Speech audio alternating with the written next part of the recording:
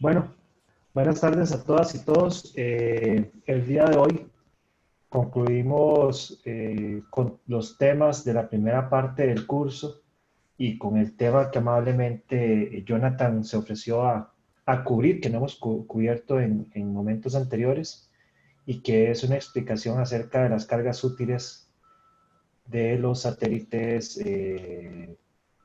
sobre todo tomando en consideración pequeños satélites basados en la experiencia que ha tenido Jonathan. De nuevo, le agradezco muchísimo por la colaboración en este tema y le voy a ceder entonces el host para que pueda controlar lo de las manos, etcétera, y controlar en general la, la presentación. Muchas gracias, Jonathan. Está bien, gracias, Adolfo. Pura vida. En mi pantalla un momentito. Esto. Estoy aquí sacando atrás la lista de participantes para poder ver si alguien quiere decir algo, si hay alguna pregunta. Bueno, entonces ya ustedes me conocen. Voy a hablar sobre las cargas útiles y remote sensing, que es prácticamente hacer detecciones con satélites o con UAVs, aviones, cualquier cosa en donde la medición está hecha a larga distancia. Y con eso voy a empezar. La carga útil o la payload, como se le conoce en inglés, es prácticamente la combinación entre el hardware y el software en la nave espacial que interactúa con el objeto, con el sujeto, digamos, que es la parte de afuera de la nave o del satélite con la que queremos interactuar, y es la que está hecha que es la parte importante de la misión. Y prácticamente son únicas para cada misión, y es la razón por la que estamos volando el satélite en sí y el cohete. Y prácticamente la carga útil, la razón por la que tenemos un satélite alrededor de la carga útil, por decirlo así, es para mantener a la carga útil feliz, por decirlo de esta manera, con electricidad, con el sistema térmico manejado, y usar la nave o el satélite para apuntar la carga hacia donde queremos nosotros. El tipo más común de cargas útiles son cargas útiles de comunicación, y prácticamente el objetivo es simplemente transferir información o recibir información. La comunicación puede ser de banda ancha full duplex, quiere decir que recibe y envía información, o simplemente pasar información de forma en una vía, por ejemplo, satélites de relé que prácticamente agarran una información y nada más la siguen transmitiendo, y nada más.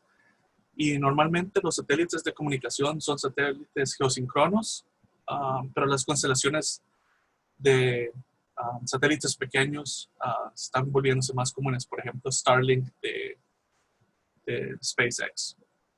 Este es un satélite de comunicación de ahora se llama, no es de la Fuerza Aérea, sino de la Fuerza Espacial de Estados Unidos. Y es un satélite que está hecho para transmitir una gran cantidad de información a las tropas o aviones militares. Después también están las cargas útiles para remote sensing, que son como el Space Telescope del Hubble, de NASA, que se usan para hacer mediciones, digamos, ópticas o en infrarrojo o de rayos X o cualquier otra cosa de algún objeto en el espacio o en la Tierra. Por ejemplo, sondeando la Tierra o la atmósfera. También se usan para detectar misiles balísticos, detectar lanzamientos de otros cohetes, o simplemente ver la composición química de, digamos, galaxias o otros planetas. Y normalmente la mayoría de las mediciones que se hacen aquí son mediciones en el campo electromagnético, o sea, de ondas electromagnéticas, ya sea rayos X, rayos gamma, luz infrarroja o la luz visible. Y también obviamente están las cargas útiles para navegar o navegación. Por ejemplo, está GPS, está GLONASS, también está el sistema Galileo de la Agencia Espacial Europea. Y son sistemas que se usan de forma militar, civil y académica para prácticamente posicionar objetos en la Tierra y ver la posición exacta. Y obviamente la idea es usar, o la idea del GPS es usar satélites en el espacio para bombear ondas electromagnéticas hacia la Tierra y recibirlas con detectores de bajo costo, por ejemplo, los que tenemos en el teléfono o cosas así, o en el carro. Y obviamente están las cargas útiles que se usan para hacer ciencia in situ o prácticamente en el lugar. Y obviamente los mejores ejemplos, o el mejor ejemplo es el Curiosity rover de NASA, el Mars Science Laboratory. Y obviamente se usan para obtener, digamos, muestras del suelo, por ejemplo, las muestras en la Luna de las misiones de Apolo. Y también están hay otras misiones también que usaron, que obtuvieron datos del suelo. Obviamente, si uno quiere hacer una payload o una carga útil, obviamente tiene que seguir un cierto proceso.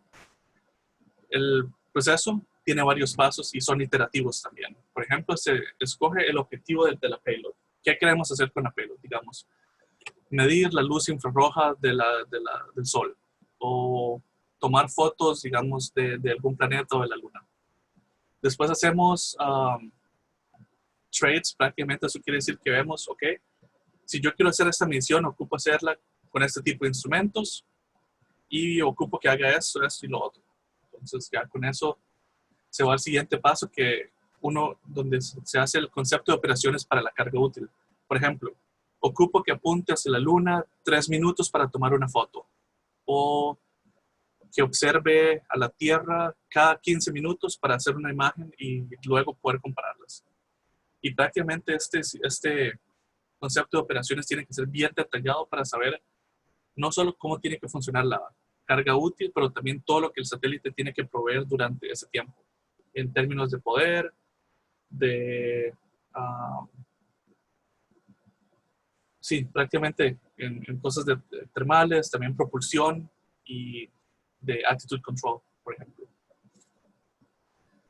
También hay que ver cuáles son los requerimientos para la carga útil en sí, para cumplir los objetivos. Luego, en este caso, se puede identificar candidatos para cargas útiles. Por ejemplo, si queremos tomar fotos, entonces podemos ver cierto tipo de cámaras que ya existen y ver cómo funcionarían esas cámaras. Y después también, luego se observan las capacidades o la capacidad de cada una de los candidatos, las características, por ejemplo, qué tan buena es la calidad de la imagen, qué tan rápido funciona, el tamaño, la masa, el poder que ocupa. Y ya usamos toda esta información para ver cómo va a ser la carga útil en el ciclo de vida de la carga útil, en el sentido de que, bueno, si tenemos una cámara que apunta a la Luna, entonces obviamente eso trae costos con el equipo, la nave espacial o el satélite. También los costos de operación, de análisis de datos, análisis de las fotos y la transferencia de datos, obviamente, que eso también ocupa cierto ancho de banda. Y bueno, en este sentido ya vemos los requirements que se ocupan, los requerimientos de la payload, con todos los pasos anteriores. Y ya podemos hacer un documento y dependiendo del resultado, pues tenemos que iterar algunos de los pasos hasta que obtengamos una carga útil que cumpla con los requerimientos que pusimos, pero que también no sea, digamos, la cámara más cara, aunque no la ocupemos. Y con eso voy a la siguiente parte, que es el payload size. Prácticamente definir qué tan robusto, qué tan grande o costosa tiene que ser la payload. Por ejemplo, aquí tenemos un gráfico bastante interesante que nos dice el costo comparado con el performance de la carga útil. Y vemos que abajo podemos tener las soluciones de bajo costo Y aquí arriba tenemos las soluciones de más alto costo, pero también obviamente que funcionan mejor. Pero tenemos que siempre hacernos la pregunta, ¿necesitamos el candidato que es el mejor de todos? Digamos, una cámara que cuesta un montón de millones de dólares y toma las imágenes más perfectas. Pero si solo queremos una imagen de la luna que sea simple, no ocupamos algo tan poderoso. Entonces, obviamente, la tangente entre performance y costo es el que nos da el mejor rango de performance y costo para esta carga útil. Y también hay que hacernos la pregunta, digamos, si queremos solo tomar una foto de la luna, ¿qué tal si usamos una cámara, digamos, de iPhone que se la ponemos a un CubeSat y listo? Ya eso cumple eso con los requerimientos que pusimos. Eso ya es decisión de la gente que está diseñando el satélite. Bueno, y también ya ahora sí los sensores y todo esto. Hay una distinción importante entre sistemas pasivos y activos. Por ejemplo, los activos son los radares que usan radiación artificial producida por la nave o por el satélite para producir detecciones para detectar cosas como, por ejemplo, reflexiones, dispersión y absorción de los rayos electromagnéticos que produjo el satélite. Y luego están los sistemas pasivos que solo colectan la luz o las ondas electromagnéticas, que son, por ejemplo, reflejos del sol o radiación natural de la Tierra, por ejemplo. Entonces puede ser esto pueden ser detecciones en ultravioleta, en el ámbito visible, infrarrojo o en el infrarrojo cercano, por ejemplo, en el infrarrojo cercano, que son como galaxias y cosas así. O también ondas, por ejemplo, de microondas. Y aquí llegamos al problema, a lo que le conoce como el problema directo e inverso del remote sensing. Y es un problema bastante grande. ¿Y cómo está definido? Bueno, son dos partes. Si queremos determinar, por ejemplo, algún dato de la superficie o un parámetro de la superficie, por ejemplo, en este caso, el albedo, que es una función, digamos, de la longitud de onda que se usa. Bueno, entonces tenemos el parámetro A1, que es, digamos, en el desierto o algún parámetro en algún lugar del bosque o algo así. Bueno, entonces nosotros podemos usar este dato para calcular la radiancia espectral a la altura cero, digamos, en la superficie de la Tierra. Si estamos en el desierto, entonces queremos ver la radiancia de la superficie en el desierto. Pero bueno, si tenemos un satélite arriba en el espacio, entonces obviamente tenemos que calcular, con la información que tenemos del suelo, calcular cómo sería nuestra señal o la radiancia en el sensor a la altitud H y con el ángulo de detección del satélite. Y con esa información podemos computar o calcular una señal que sería la señal que recibe nuestro sensor. Pero inversamente también hay un problema, porque si tenemos una señal, más bien, para poder hacer una medición del suelo y poder analizar los datos que obtenemos en el satélite, tenemos que tener una señal calibrada.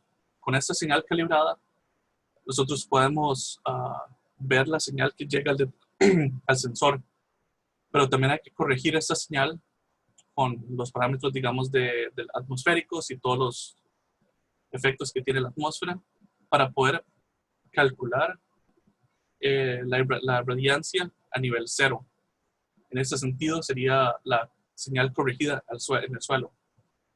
Y con eso ya podemos hacer una deconvolución de la señal y ya podemos con eso estimar los parámetros en el suelo. Eso quiere decir que para obtener una señal necesitamos o usar una señal calibrada y compararla con algo que obtenemos, o saber los parámetros en el suelo y poder corregirlos con la señal que tenemos en el satélite.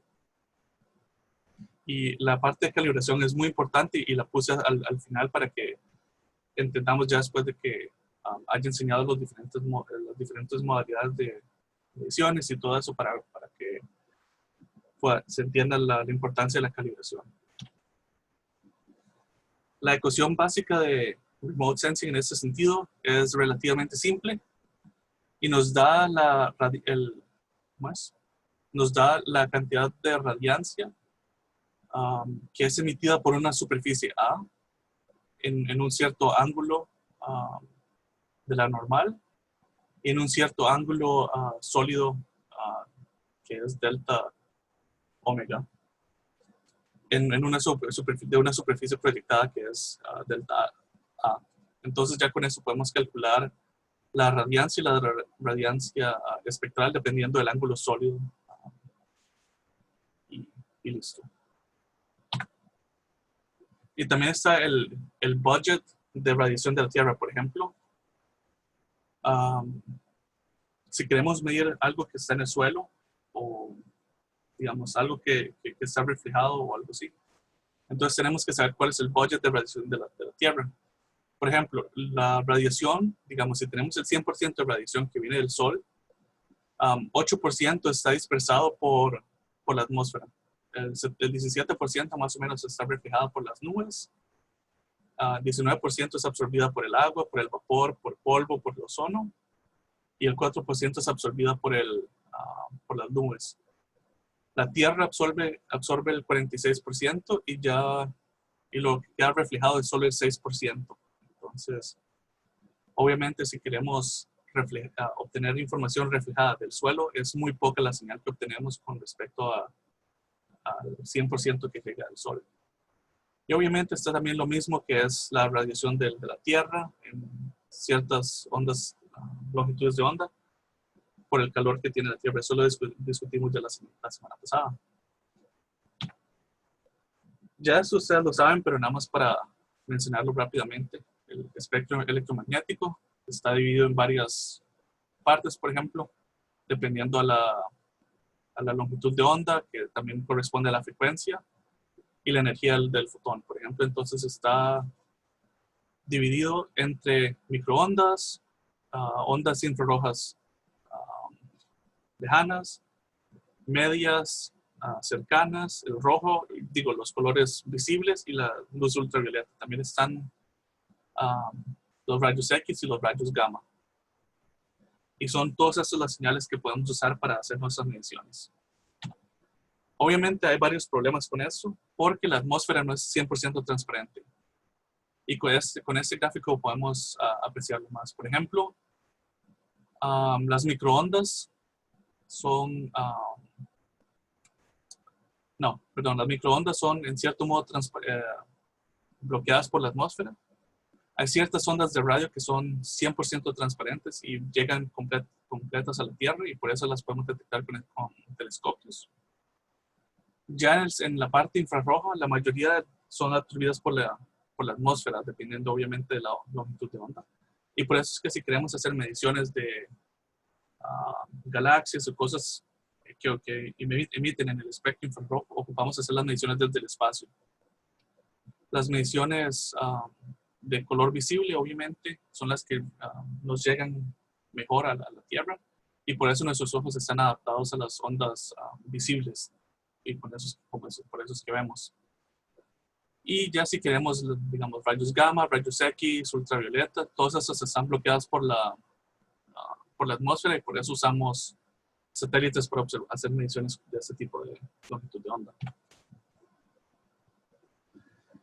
Y ahora sí unos cuantos términos acá.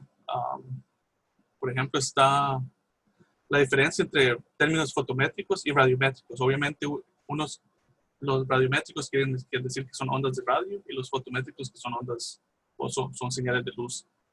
Pero tienen obviamente su equivalente. Por ejemplo, el flujo radiante es equivalente al flujo luminoso, aunque obviamente las unidades son diferentes. Por ejemplo, para el flujo radiante son vatios y para el flujo luminoso son lumen, con lo que es una unidad que han visto, por ejemplo, en los focos. También está la energía radiante y la energía luminosa, la intensidad de cada una, la radiancia y la irradiancia, que es prácticamente que se usa para medir la incidencia de la luz sobre una superficie. Y ya con esos términos, por ejemplo, podemos usar la ley fundamental radiométrica, que si tenemos una superficie A, que es la que irradia, digamos, de alguna manera, podemos, si conocemos la superficie y conocemos también la superficie del detector y la distancia entre ellos, podemos calcular la cantidad digamos, en este caso, si queremos calcular el flujo radiante, usamos la radiancia de esa superficie, y ya dependiendo de los ángulos con la que cada uno esté, podemos calcular ya el flujo radiante completo.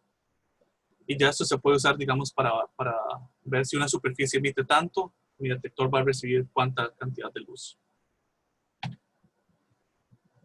Y acá hay digamos, una tabla que nos dice, que nos muestra la diferente cantidad de detectores o los diferentes detectores.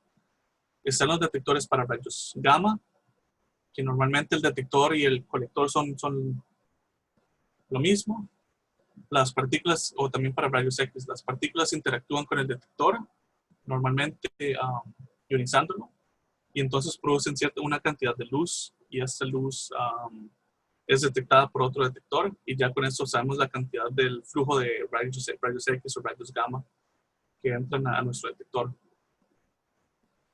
Luego, para la luz ultravioleta, visible e infrarroja, tenemos, por ejemplo, sistemas ópticos con lentes, y nosotros cambiamos o transformamos esta luz incidente a energía eléctrica, digamos usando sensores CCD o CMOS, y ya con eso obtenemos nuestra señal. Para señales infrarrojas, normalmente se usan antenas o detectores con un tipo de antena.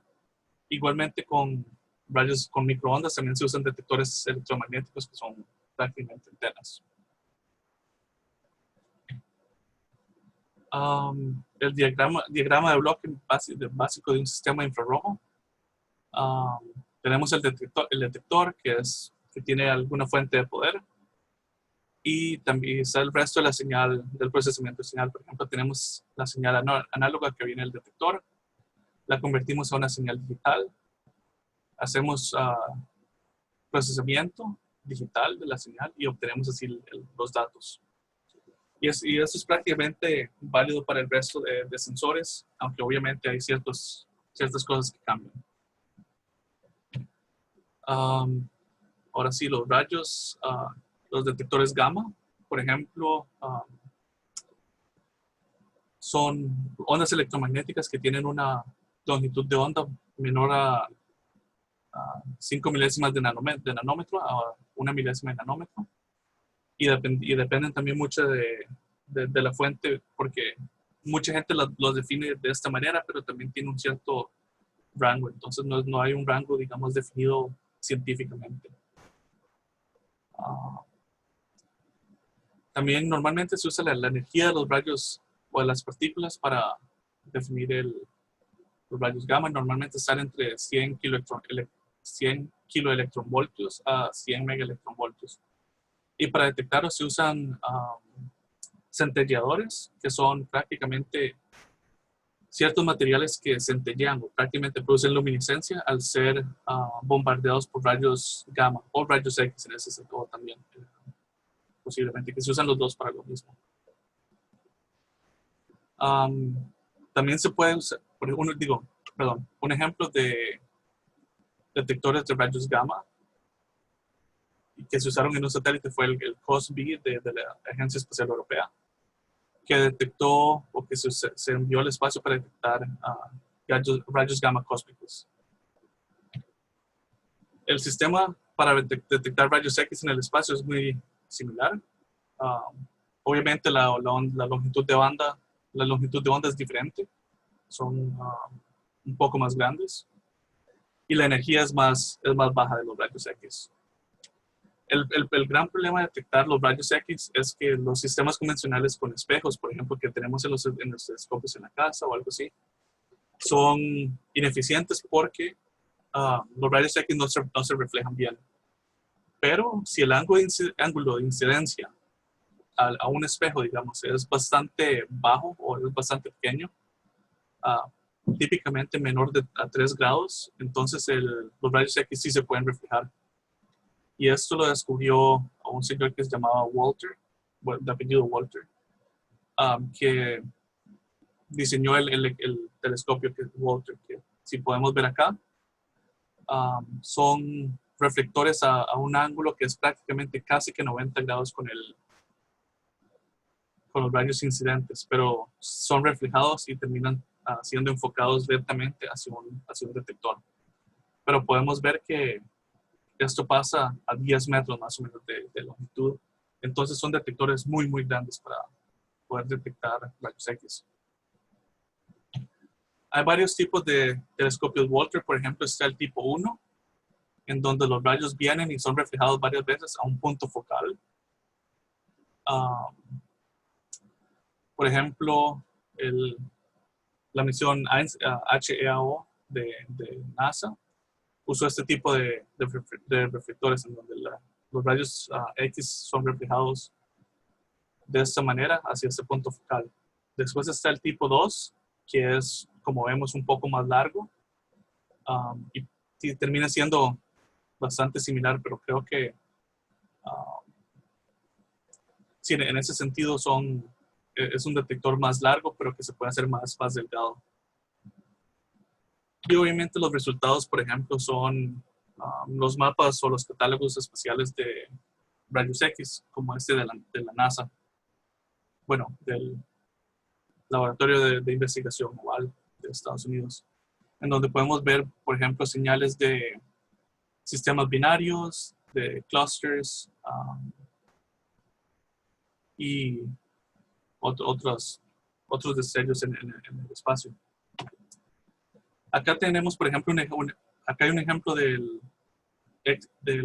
satélite XMM Newton, que usó 3 detectores tipo Walter. Por ejemplo, cada uno medía 0.7 metros de diámetro y tenía 58 reflectores, o sea, hojas reflectantes aquí. Entonces los rayos vienen desde acá y son reflejados lentamente hasta el detector. Y tenían una longitud focal de 7.5 metros. Entonces es un satélite bastante largo. Y obviamente son bastante pesados porque están hechos de mucho material, muchas hojas de metal, por ejemplo. Este fue lanzado en 1999 y funcionó por 15 años, detectando rayos X en el espacio. Bueno, y ahora sí los sistemas más comunes, que son para detección ultravioleta o en el campo visible de la luz. Entonces tenemos varias formas de hacer estas mediciones. Y ahorita voy a hacer unas preguntas, entonces, para que estén acá. Por ejemplo, se pueden hacer las mediciones o se pueden tomar imágenes prácticamente con film fotográfico, y en ese sentido prácticamente nuestro satélite vuela sobre la superficie de la Tierra y apuntando la cámara a la superficie de la Tierra, y va tomando fotos. Obviamente que si usamos algo que es como una cámara normalmente, que usa film, no sé, Adolfo, se me olvidó la palabra. Xeón, sí, el elemento. No, el film, o sea, prácticamente como las cámaras viejas. La película. Exacto, con película, ahí estamos, gracias. Brilliant. Si hacemos mediciones con película o tomamos fotos con película, entonces obviamente abrimos el shutter y tomamos una foto, lo cerramos y la imagen ya está lista.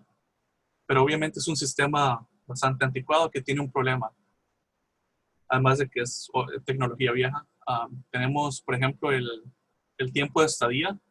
Depende de la velocidad con la que nos movemos en el espacio y la cantidad y el tiempo que nos cuesta tomar una foto. Entonces, obviamente eso tiene el problema de que Las fotos a veces pueden salir borrosas si el tiempo el tipo de estadía es muy largo. Y por eso se hacen ya sistemas más modernos. Por ejemplo, lo que se conoce como el Whisk Broom Scanner, que es prácticamente, si se imaginan usar una escoba de lado a lado y escobiando o barriendo prácticamente.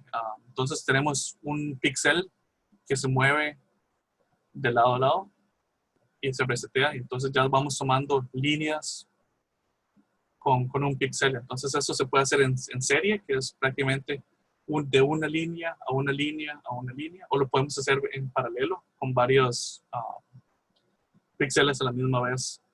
Entonces obviamente el tiempo de estadía por píxel es mucho más corto y las imágenes tienden a ser mucho más nítidas.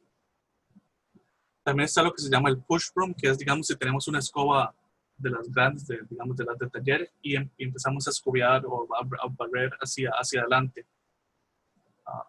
Entonces, obviamente, podemos detectar una franja bien larga, pero obviamente solo podemos hacer de franja por franja por franja. Y el tiempo de estadía es igual, o se calcula igual que las cámaras antiguas. Y también tenemos el starring array, prácticamente, que es si usamos un array de detectores y tomamos prácticamente una foto directamente, que sería como si usáramos una cámara digital moderna. Entonces, obviamente, estos sistemas tienen sus ventajas y sus desventajas. Por ejemplo, la película fotográfica, podemos tomar una foto grande al mismo tiempo, pero es difícil de digitalizar ese sistema. Transmitir toda la película fue siempre un problema al principio de la era espacial. Por ejemplo, muchos de los satélites que se usaban para espionaje tenían, obviamente, películas.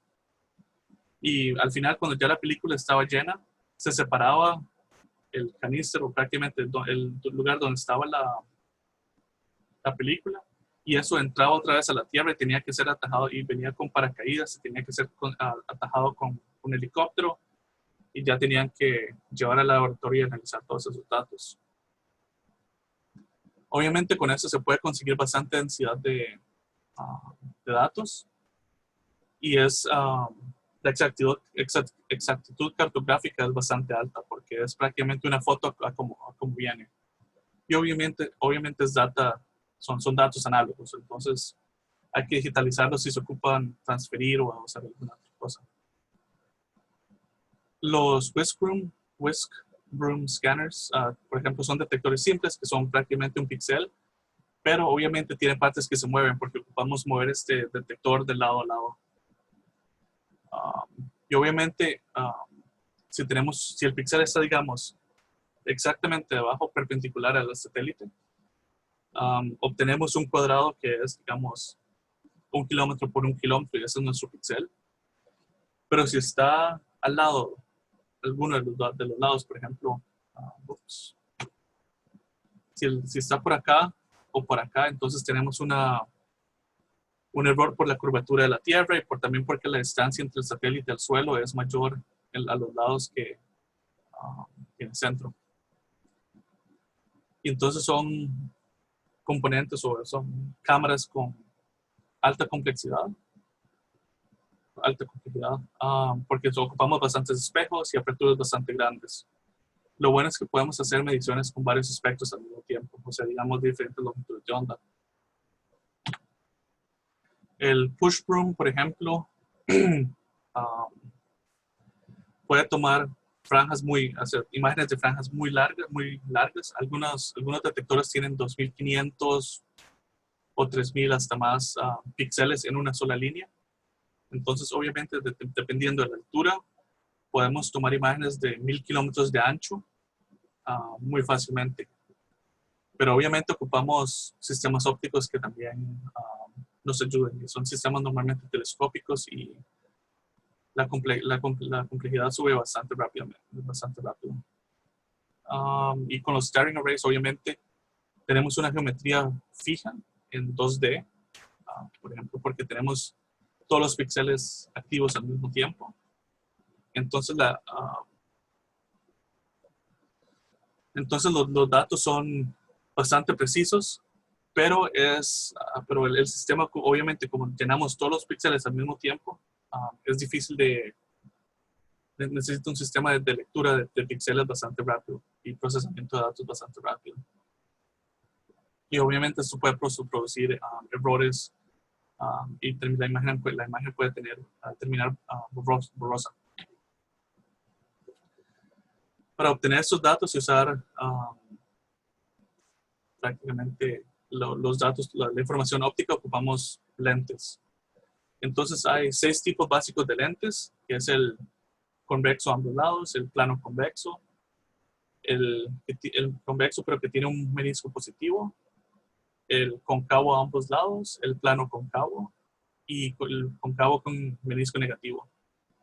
Todos estos lentes se pueden combinar de diferente forma para obtener, por ejemplo, el sistema simétrico tipo 1, el tipo 2, el triplet, que son 3 lentes, el tessar, que son 4 lentes, 1, 2, 3, 4, y el sistema de telefoto, que son 5 lentes. Obviamente, entre más lentes tengamos, más pesado se vuelve el sistema, más complejo se vuelve el sistema. Ya cada lente tiene que estar alineado perfectamente con el siguiente. Pero, por ejemplo, el sistema de telefoto toma imágenes que son prácticamente exactas con lo que está el suelo. Entonces no hay mucha aberración óptica, no hay errores, no hay muchos errores. Entonces, obviamente, muchas de las cámaras que se usan para espionaje, por ejemplo, usan lentes de telefoto. Y obviamente se pueden usar esos tipos de lentes, por ejemplo, para hacer telescopios. Bueno, no, me corrijo. Esos son lentes, sistemas refractivos, y los telescopios son sistemas que usan reflexión. Entonces, me corrijo acá. Y usando sistemas de reflexión se pueden hacer telescopios. Por ejemplo, el sistema que es el sistema básico, que es el telescopio Newton. La luz llega, es reflejada por un espejo parabólico enfocado hacia un espejo a 45 grados, y aquí está el punto focal en donde tenemos el lente, digamos, el detector o nuestro ojo para poder ver imágenes a larga distancia.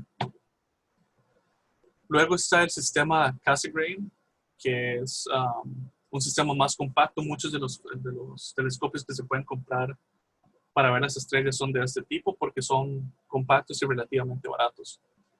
Pero obviamente la imagen es curveada por los espejos y entonces termina con ciertas aberraciones y hay que hacer correcciones. El espejo principal es parabólico y el segundo es hiperbólico, y con eso podemos transferir los datos o la luz hacia nuestro punto focal. Una mejora a ese sistema es el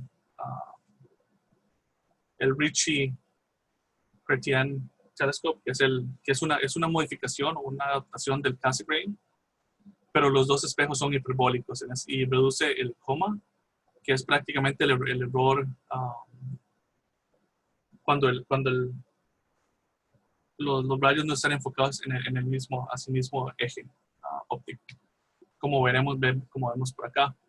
Si la luz viene por acá y tiene una onda de longitud de onda un poco diferente, entonces termina fuera del punto focal, que es algo que no pasa con este tipo de telescopio. Y el Hubble Space Telescope usa este tipo de reflectores.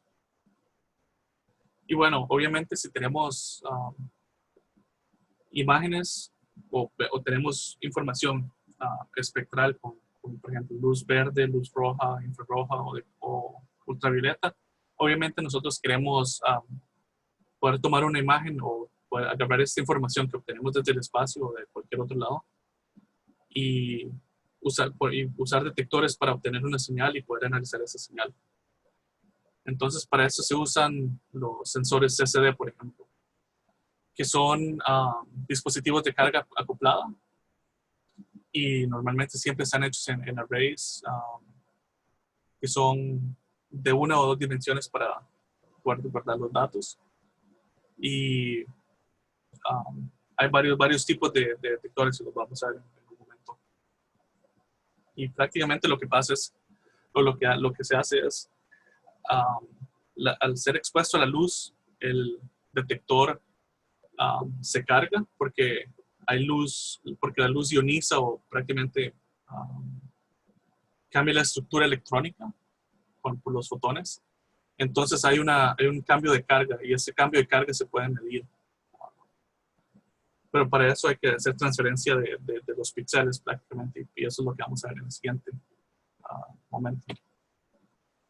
Por ejemplo, tenemos los sensores de interlínea. Esos son sensores que están en una matriz así de esta manera. Pero tenemos, por ejemplo, los píxeles blancos son sensitivos a la luz y los que son oscuros o grises están tapados. Entonces lo que se hace es, eso funciona de esta manera. Cuando tomamos una foto y exponemos a los sensores, cada uno, dependiendo de la cantidad de luz que recibió, tiene una cierta carga. Y obviamente ya los sensores sensitivos a la luz, o sensibles a la luz, se cargan. En el siguiente paso pasamos toda esta información a los que están cubiertos y no reciben luz del sol, y ya podemos sacar los datos de cada píxel hacia, o de cada punto en la matriz, los podemos sacar y ya los podemos leer en el registro y ya obtenemos la información. Entonces esto pasa de paso a paso hasta que termina hasta que el CSD esté libre y ya podemos tomar otra foto. El CSD que prácticamente agarra todo el frame o toda la imagen y la transfiere de un solo. Pero obviamente eso no pasa inmediatamente. Obviamente, si tenemos, digamos, estos son 20, digamos, píxeles en la matriz expuestos y queremos transferirlos todos, entonces van paso a paso hacia abajo. Y eso tiene obviamente el problema que si no tenemos un shutter mecánico, por ejemplo, los píxeles, cuando han bajado un paso, por ejemplo, los píxeles que están abajo ya están cubiertos y no reciben más exposición de luz, pero los que todavía están expuestos obviamente sí. Entonces esto afecta los datos y ya hace que no sean tan precisos. Y ya línea por línea se van procesando y ya con eso tenemos información sobre la exposición en el detector. Y están los que son de los full frame, que prácticamente todo el marco es sensible a la luz. Y obviamente esos tienen el problema grande que si tenemos un sistema con alta iluminación, la foto va a quedar borrosa o sobreexpuesta porque no hay una manera de cubrir esos datos y protegerlos. Entonces, estos se usan solo en situaciones donde la luz es muy baja y ocupamos hacer exposiciones de bastante tiempo, en donde, digamos, si nos toma 100 milisegundos en sacar todos los datos de acá, no importa porque, digamos, el tiempo de exposición han sido 3-4 horas, entonces la cantidad de luz que caería en esos 100 milisegundos no afecta los datos. Obviamente esos sistemas tienen problemas y los 3 problemas más importantes son la corriente oscura, el blooming y lo que se conoce como smear o que se vuelve borrosa la imagen. La corriente oscura pasa cuando el sistema se calienta. Entonces aquí, por ejemplo, podemos ver la señal a 20 grados centígrados y la señal que obtenemos a 37 grados centígrados. Entonces, obviamente, entre más caliente sea el sensor, más errores nos va a dar la imagen. El blooming prácticamente es una pérdida de contraste o pérdida de imagen por un alto contraste. Y esto sucede cuando la imagen, cuando hay una diferencia muy alta entre la iluminación en todas las secciones del detector. Y también está lo que se conoce como smear, que es prácticamente esta línea aquí, cuando no se tiene un mechanical shutter o un bloque mecánico, que como en las cámaras, para evitar que siga llegando luz a los detectores. Entonces, obviamente, hay que diseñar el sistema de tal manera que podamos evitar todos estos errores, ya sea de forma óptica, enfriando el sensor, y teniendo algún bloque, alguna forma de bloquear mecánicamente la luz que nos llega. Y con eso paso a los detectores infrarrojos. La radiación infrarroja fue descubierta por Friedrich Herschel en 1800 y él hizo un experimento en donde él quería medir la cantidad de energía prácticamente que cada banda de luz que él podía observar producía. Entonces él puso varios termómetros y usó un prisma para separar la luz. Y él había puesto un termómetro así al final y se dio cuenta que había un termómetro que subió más de temperatura que los otros, pero no recibía ninguna luz visible. Entonces él planteó la hipótesis de que hay una luz que no se puede ver, que es la encargada de transportar energía térmica, y esos son los rayos infrarrojos. Se catalogan en varios anchos de banda. Por ejemplo, están los de infrarrojo cercano, de este tipo de longitud de banda. Es limitada por absorción de agua o vapor también. Entonces, si queremos medir esto desde el espacio es muy difícil porque hay vapor de agua, por ejemplo, que evita que nos llegue la información del suelo al satélite. También están los infrarrojos de ancho de banda corto, que tiene absorción en los 1450 nanómetros. Luego también están los infrarrojos de ancho de banda media y larga, que son prácticamente invisibles o que la atmósfera no los afecta. Entonces esos son los que se usan para hacer mediciones en la Tierra, cosas así. Y por ejemplo los infrarrojos lejanos, que son completamente absorbidos por la atmósfera, y esos no los podemos usar. Así que si queremos hacer este tipo de mediciones en el espacio, ocupamos hacerlas desde el espacio. Y obviamente hay varios campos de hecho lo voy a poner así. Y voy a hacer la pregunta, ¿para qué creen que son útiles los rayos infrarrojos? Por ejemplo, si medimos desde el espacio a la Tierra, ¿qué podemos ver? Realmente casi estoy a punto de sapearte con eso porque iba a mencionar que tenemos que pensar en cierto tipo de aplicaciones, pero más bien lo estás preguntando. Sí. Entonces, si alguien tiene alguna idea. Esto es bien importante para el trabajo de la misión final, dependiendo de los requerimientos que ustedes vayan a tener.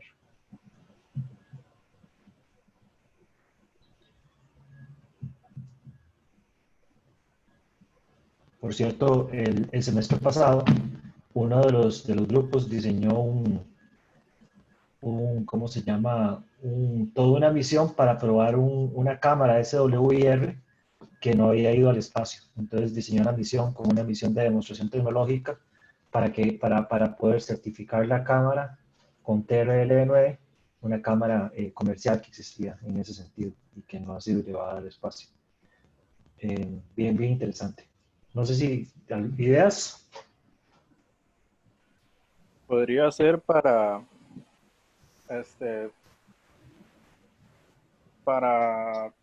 poder ver objetos por el calor emitido. Claro, ¿cómo qué? Pues, no sé, tal vez mediciones de temperaturas de algunos gases que salen de algunos lugares o algo así se me ocurre. Claro, con eso se puede ver si un volcán está activo, si está en erupción, porque se puede ver el calor de la lava. También se puede ver, por ejemplo, fuegos, si hay fuegos forestales. Se pueden detectar aviones, se pueden detectar si alguien ha lanzado un cohete al espacio o si, digamos, alguien me ha atacado y me ha enviado un cohete. Entonces eso se puede ver prácticamente por la signature, o ¿cómo es? Por el tipo de ondas infrarrojas que emite. Entonces se puede ver cosas así. Por ejemplo, fuegos son muy importantes y para prevenir fuegos o ver dónde hay fuegos en ese momento, forestales o de algún otro tipo, quemas ilegales, por ejemplo, son cosas que se pueden observar desde el espacio bastante fácilmente. ¿Se podrían medir como los niveles de contaminación? O sea, de acuerdo a los gases en la atmósfera o algo así. Con eso seríamos detectores que están hechos, digamos, para medir el humo o cosas así, pero obviamente si podemos ver el fuego, entonces podemos saber qué tan grande es el fuego, por ejemplo, y qué tan rápido se mueve o qué tan en peligro están las comunidades cercanas, por ejemplo.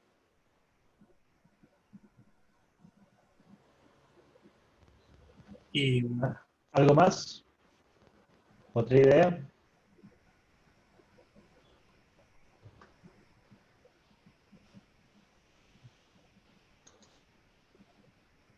No sé, se me ocurre que tal vez para corrientes de aire, que podría servir ver cuando se está formando huracanes y así. sí, eso es posible también, dependiendo de la longitud de onda también, obviamente. Y con eso podemos también ver la superficie, la temperatura de las nubes, de los océanos, de la Tierra y ver y hacer también cálculos climáticos para el modelo climático. Adolfo, ¿ibas a decir algo? No. Justamente si alguien tenía alguna idea más. Ok. Obviamente, la mayor cantidad de investigación para detección infrarroja viene de sistemas militares, especialmente en la Guerra Fría, para ver si, digamos, Rusia le iba a mandar un cohete intercontinental a Estados Unidos o viceversa. Entonces era importante saber inmediatamente si hay alguna fuente de calor saliendo, digamos, de algunos lugares de lanzamientos en donde ellos conocían que estaban los misiles nucleares. Pero obviamente mucho de eso ya ha sido adaptado para sistemas civiles. Por ejemplo, el satélite BIRD de la Agencia Espacial Alemana puede monitorear o está hecho para monitorear fuegos.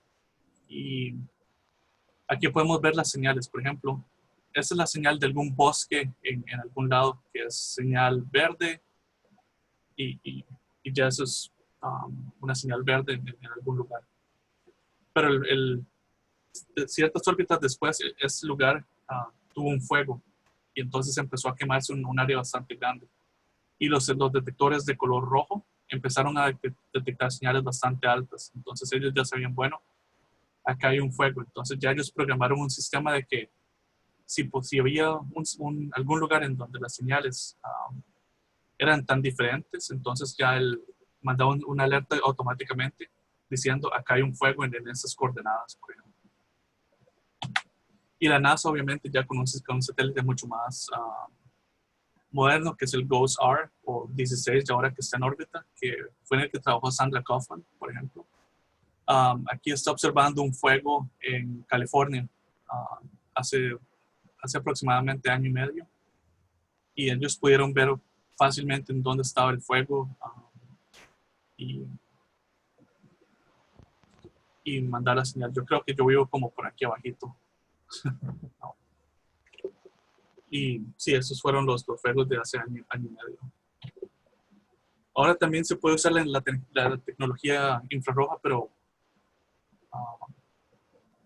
los sistemas infrarrojos de larga longitud de onda, por ejemplo, de 12 a 100 micrómetros, y se pueden utilizar para ver cosas que no podemos ver. Por ejemplo, en el ámbito visible, lo que nosotros podemos ver es la constelación de Orión desde la Tierra.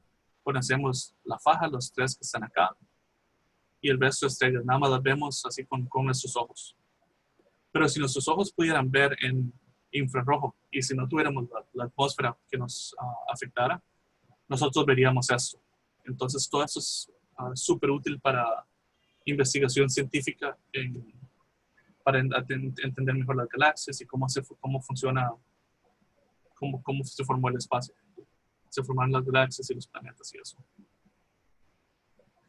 Y bueno, también otra tecnología que es muy útil y que también vino de sistemas militares es el radar. El radar, es una abreviación para Radio Detection and Ranging, que prácticamente usamos ondas de radio para detectar y medir distancias. Y es bastante simple. Si queremos medir la distancia hacia un objeto, entonces nosotros enviamos un pulso de cierta duración que va a la velocidad de la luz y nosotros medimos prácticamente cuánto tiempo toma a este pulso en regresar hacia nosotros, reflejado obviamente. Y también contando el efecto de Doppler, porque el objeto normalmente que detectamos está en movimiento hacia nosotros o hacia algún otro lugar. Entonces, dependiendo de la duración de pulso, nosotros podemos ver la resolución máxima que podemos obtener. Por ejemplo, si el pulso es de 0.1 nanosegundos, la mejor resolución que podemos obtener son 1,5 centímetros. Pero si nuestro pulso es de 1 milisegundo, ya son 150 kilómetros. Entonces, ya obviamente, entre más corto el pulso, mejor resolución podemos usar. Y el radar es capaz de medir cosas bien, bien pequeñas. De hecho, hay una historia, no sé qué tan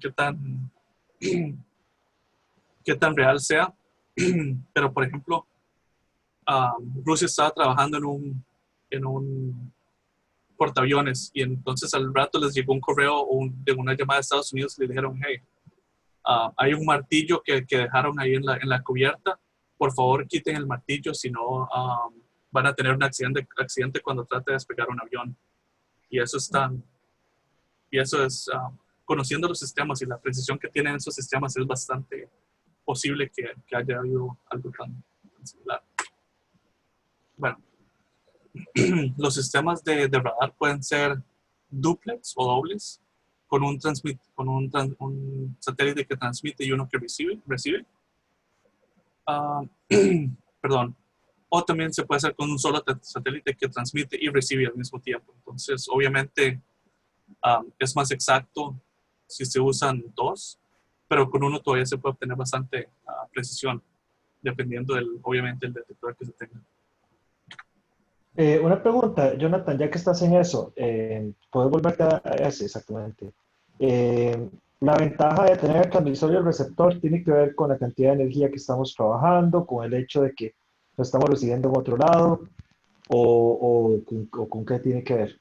Claro, el sistema es más simple. Por ejemplo, ya nuestro transmisor no tiene que recibir datos, entonces el procesamiento a bordo de nuestro satélite es más simple. Pero obviamente si tenemos dos satélites, entonces ya es un poco más complejo, hay que diseñar dos satélites. Entonces eso depende mucho de la misión y de lo que queremos hacer. Ok, y la otra pregunta que yo tenía es, ¿el receptor tiene que estar a una distancia muy exacta del transmisor o lo que tiene que saber es cuál es la distancia a la que se encuentra? O Sí, sea, la tiene que ser conocida. conocida, o sea, es un problema de estimación, no de control. O sea, Exacto. obviamente de control, pero más de estimación. Exacto. Entonces Okay. tendría satélites con GPS y también Star Trackers y todo eso para saber exactamente dónde estás. Y probablemente haya alguna conexión de láser o algún otro tipo de cosa entre las dos, que sería otra señal para saber a qué distancia están. Claro, yo quiero recordarles a la gente justamente que a veces la precisión de transmisor y receptor en la exactitud de un satélite, a pesar de que están volando a 7, 8 kilómetros por segundo, puede ser de milímetros, ¿verdad? Entonces, eso es bien interesante y tiene que ver mucho con los requerimientos de lo que estamos buscando. Claro. Y también, obviamente, si se usa un láser, nosotros estamos, digamos, acostumbrados a que si agarramos un láser y se lo apuntamos al gato, por ejemplo, entonces un puntito de 1 milímetro y listo. Pero en el espacio, con las distancias tan grandes, ese punto de 1 milímetro puede terminar siendo 2, 3, 4, 5 metros de ancho. Y obviamente ahora se vuelve un juego de estadística en tratar de ver en dónde está el fotón. Entonces el detector también funciona con probabilidades prácticamente. Entonces obviamente es un sistema que se vuelve más complejo. el sistema de radar, hay dos tipos, el radar de apertura real y el radar de apertura sintética, y los vamos a ver en ese momento. El sistema de apertura real es prácticamente un sistema común y corriente. Tenemos una antena que emite las ondas de radio y también las recibe. Y normalmente siempre está inclinada, o prácticamente lo que medimos está inclinado para aumentar la resolución y aumentar las diferencias entre los diferentes datos, para que cuando los recibamos sepamos de mejor manera de dónde vino la reflexión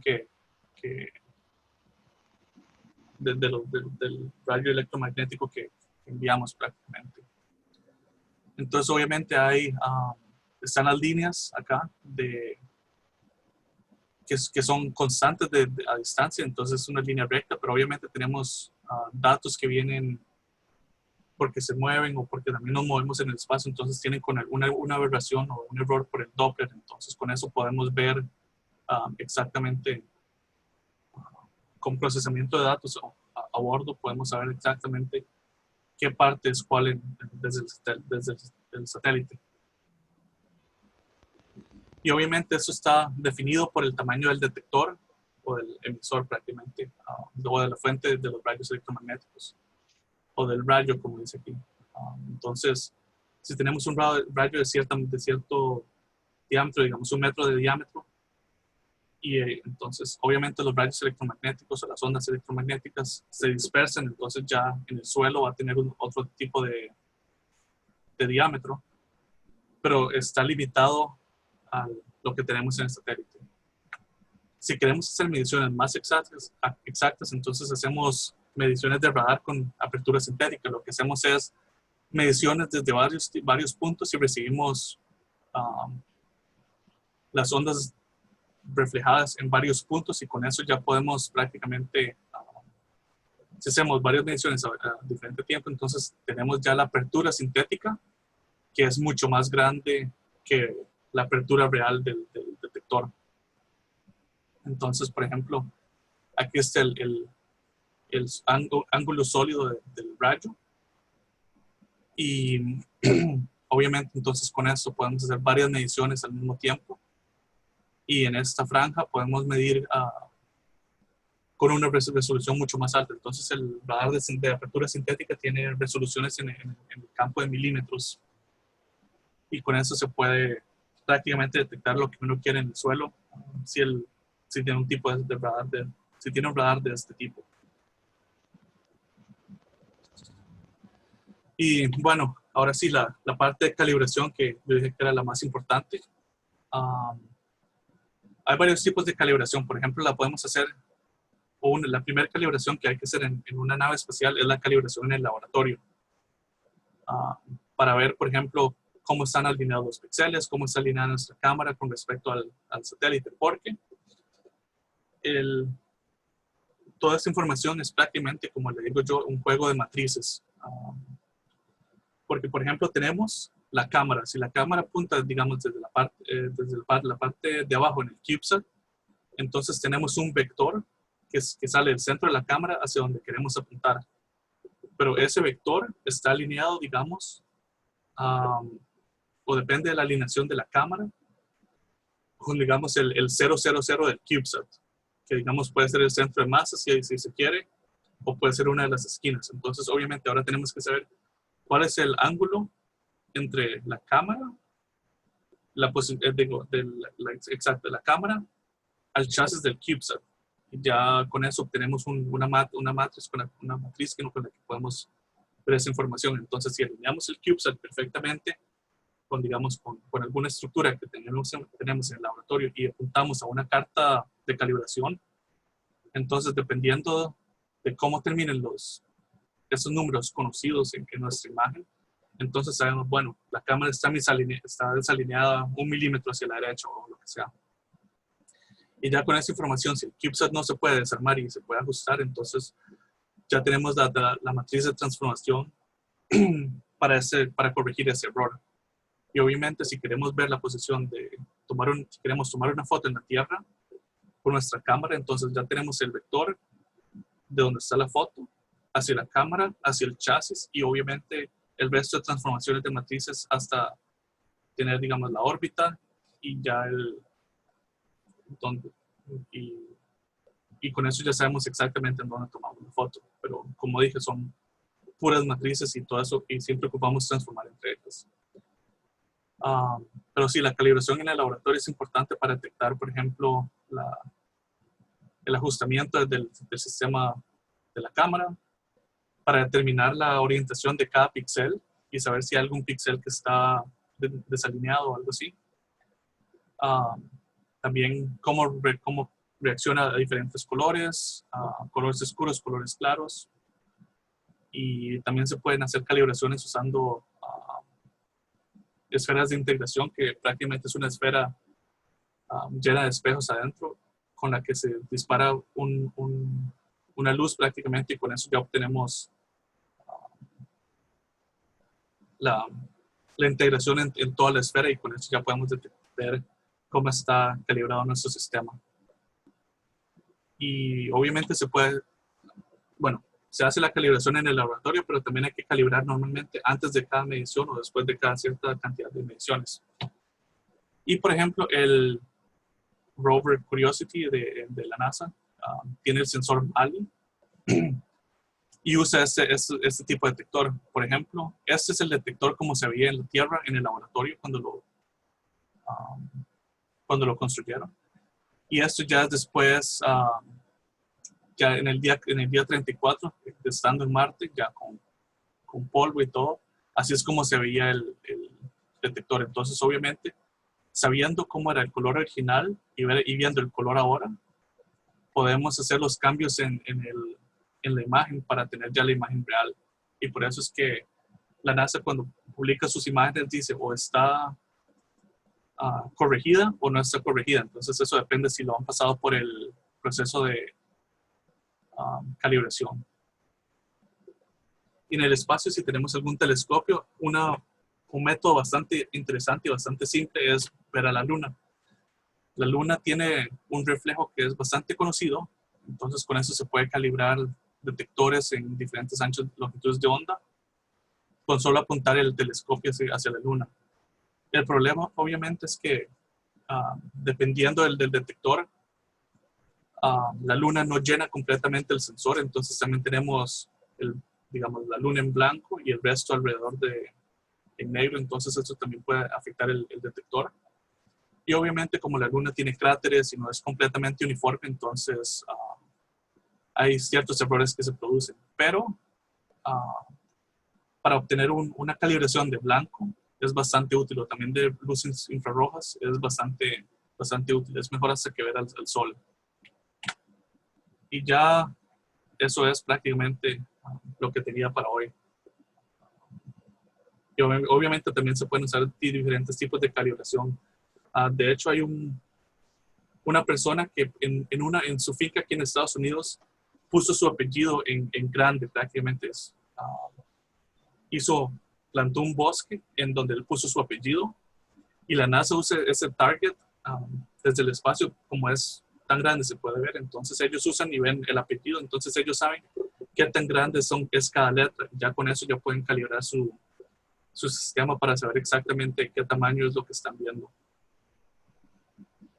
Ahí traté de buscar la foto para eso, pero no la encontré así a lo rápido. Lástima. Ahorita mencionamos varias tecnologías y pensando sobre todo en las posibles misiones, está claro que un sistema con luz visible nos permitiría poder hacer monitoreo.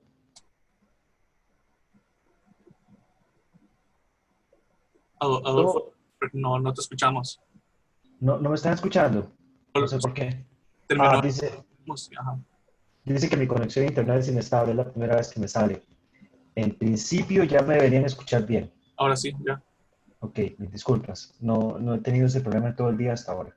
Ok. Que claramente, por ejemplo, un sensor de luz visible podría monitorear Costa Rica con un satélite si es de día y no hay nubes. Esto es bien importante porque, por ejemplo, si ustedes seleccionan, si ustedes, por ejemplo, qué sé yo, hace un par de días estaba pensando en, parece que ahora puede ser bastante pertinente y hasta interés para un grupo explorar. En este momento, una de nuestras fronteras está siendo completamente vigilada con drones, con policías, con de todo, ¿verdad? Eh, ¿Qué tan, cómo lo ven ustedes la posibilidad de que con pequeños satélites en cierta inclinación nosotros podemos tener un monitoreo de prácticamente una vez cada hora o cosas por el estilo, 15 minutos cada hora, que sería suficiente para detectar movimientos irregulares en una frontera? El problema de una cámara visible es que no vería ni de noche ni con nubes. ¿Cuál creen ustedes que sería la solución?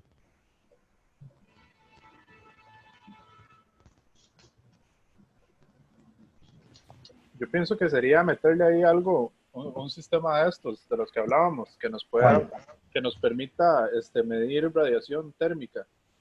Infrarrojo. Porque, sí, infrarrojo, exacto, pero yo también tenía una pregunta con respecto a eso y el tema de la calibración. Uh-huh. Suponiendo que yo tengo una cámara como esta y estoy sumamente lejos de la Tierra y yo quiero calibrar eso desde la Tierra, o más bien la pregunta sería, ¿existe algún cálculo para yo saber cuántos megapíxeles tengo que tener para la altura a la que voy a estar? Algo que yo pueda hacer en tierra sin necesidad de probarlo cuando esté en el espacio. ¿En qué sentido? O sea, ¿te refieres a la calibración o al diseño del detector en sí? Sí, me refiero a que si yo lo subo al espacio, por ejemplo, pero yo determiné que era el sistema X el que iba a utilizar, pero cuando veo la imagen que obtengo desde arriba, se ve como el Mario Bros. De 1990, entonces estaría en problemas. ¿Hay alguna manera para que eso no me pase con algún tipo de cálculo que yo pueda hacer en tierra? Claro, eso es pura geometría en este caso. Déjame y lo hago acá. Entonces, si tenés un satélite, digamos que aquí está en el espacio, ¿verdad? Uy, qué cuadro más feo. Bueno, ignoren lo feo que quedó. Entonces, digamos que aquí está la superficie de la Tierra y nosotros tenemos nuestro satélite a una altura H. Ok. Entonces, vos sabes que, digamos, tenés un detector que tiene, para hacerlo fácil, son 1000 píxeles a lo largo, ¿verdad? Entonces, es un cuadrito, y así cada uno, ¿verdad? Entonces, tú sabes, uno sabe del detector cuando lo compra, que un detector es digamos, que cada píxel es, digamos, 1 micrómetro por 2 micrómetros, por ejemplo. Entonces ya uno sabe, digamos, si está a la altura de, digamos, 600 kilómetros. Entonces ya uno sabe, bueno, si tengo esto acá, entonces obviamente cada píxel sería, digamos, aquí. Ese es un píxel y este es el siguiente. Entonces ya uno con la altura y sabiendo eso, entonces uno dice, bueno, si tenemos 1000 píxeles, entonces son 1000 por 1 micrómetro, entonces tenemos, son obviamente 1000 micrómetros o 1 milímetro. No. ¿Va? Se me cruzaron los cables, buen toque. Sí, termina siendo un milímetro, ¿verdad? Entonces ya 1 milímetro, Dios mío. Estoy con un mouse que es rapidísimo, entonces me cuesta un montón poder hacer eso. Pero bueno, entonces si estamos a una altura de 600 kilómetros y sabemos que nuestro detector en total es 1 milímetro de largo, entonces ya podemos con trigonometría ver que, bueno, dependiendo ¿cómo es? Si tenemos aquí el ángulo, entonces obviamente si tomamos una foto acá, entonces son 500 píxeles de aquí y 500 píxeles acá. Y ya con geometría, como eso es un ángulo recto, entonces ya se puede sacar el tamaño de cada píxel en tierra. Y entonces ya eso lo haces en el diseño, cuando vas diseñando tu satélite, a ver si tu, si tu detector es suficientemente grande o suficientemente bueno para lo que uno quiere hacer. No sé si me explico. Sí, sí, gracias, lo entiendo. Pero ahora con lo que el profe está preguntando en este asunto de las personas en la frontera, ¿es posible determinar que esa señal térmica realmente sea una persona? O sea, puede ser el sistema tan fidedigno que yo esté seguro que de noche lo que está pasando en la frontera es una persona, porque Claro, puede ser una vaca o una cosa así. claro. Entonces ahí ya hay que jugar con estadísticas, ¿verdad? Porque si tenemos un píxel en tierra que digamos es de 1 metro por 1 metro, ¿verdad? Entonces, obviamente, si una persona aquí adentro, entonces, digamos, si el 50% o de hecho, más del 50% no sería persona. Entonces, la señal sería, el error es muy grande. Entonces, para poder medir, ver si una persona, de hecho, es la que se está moviendo, entonces hay que hacer píxeles que sean más pequeños de una persona. Entonces, digamos, ocuparíamos, digamos, 10 centímetros por 10 centímetros, lo que se llama el ground sampling distance, que es el píxel prácticamente.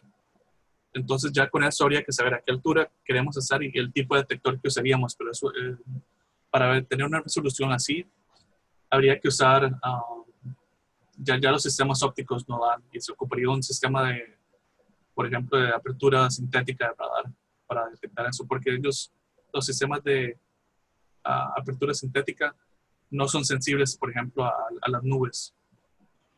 Entonces ya habría que ver con ese tipo de sistemas, a ver si se quiere detectar algo tan pequeño, ¿verdad? Pero obviamente, si tenemos algún tapir o alguna cosa que esté moviendo ahí, también entonces nos va a dar un falso positivo. Sí, justamente a eso quería más o menos llegar, porque el SAR, Synthetic Aperture Radar, es casi como la cuestión por defecto que se utiliza en tecnología satelital para turno, sobre todo monitoreo nocturno y monitoreo cuando queremos evitar el caso de las nubes. Evidentemente una cámara es más barata, pero no nos permite monitoreo consistente de algunas cosas. Entonces eso tiene que ver mucho con los requerimientos. Y justamente voy a preguntar, en ese sentido es, entonces para cuestiones nocturnas o de nubes, es más que todo pensar en radar, ¿verdad? Así es. Sí, o el infrarrojo, obviamente, que no se afecta, que no es afectado por la atmósfera y por la Por, nube. ej- por ejemplo, el semestre pasado unos estudiantes trabajaron en monitoreo de barcos en el agua territorial de Costa Rica. Eso lo verías con ¿qué? Con radar. Mm, los barcos normalmente, o sea, eso también depende, obviamente, y esto es importante, como yo soy ingeniero en sistemas, lo más importante para mí son siempre los requerimientos, requirements, prácticamente. Claro. Entonces, eso depende. Entonces, yo ahora la pregunta que te haría es, ¿qué clase de barcos? ¿Querés ver lanchas, digamos, que se usan para contrabandear drogas o querés ver barcos de transporte? Porque ya esos son clases súper distintas de barcos, ¿verdad? Por supuesto, por supuesto. Depende de lo que quieras ver. Si son lanchas, entonces obviamente sistema de radar sería muy útil. Si son barcos grandes, sistemas ópticos con píxeles de, digamos, 10 por 10 metros son suficientes. Exacto, exacto. Porque, Muy buena respuesta, de hecho. porque obviamente tenés el barco, pero también como el barco está en movimiento normalmente, entonces hace hace los cambios en el agua, ¿no? Porque se está moviendo. Entonces, no solo tenés el cambio de píxeles por el barco, pero también detrás del barco hay otro cambio de píxeles. Entonces es algo que sería bastante fácil de detectar con algún sistema óptico. Entiendo. ¿Alguna otra pregunta, gente? Sorry que me fui así bastante rápido, pero es bastante contenido. No. Está súper interesante, de hecho, Jonathan. Lo digo bastante bien. De hecho, aprendí bastante. ¿Alguna otra? Aprovechen si tienen preguntas, digamos, para el proyecto final o algo así. Yo creo que que probablemente le van a llegar con preguntas para el proyecto final y cosas por ahí. Eso no me extrañaría para nada. Si no, cualquier cosa, nada más me escriben, como les dije antes. Ahí tienen mi correo. Adolfo tiene mi correo, entonces nada más me avisan. Perfecto. No, Jonathan, muchísimas gracias de verdad por la clase. Como siempre, lo que te iba a decir, agradecidísimos porque de tenerte a vos acá y poder ver lo que sabes de la experiencia que tenés en misiones es una gran cosa. Decirle, voy a quitarte el host, ¿verdad? Y voy a dejar de grabar por acá. Muy bien.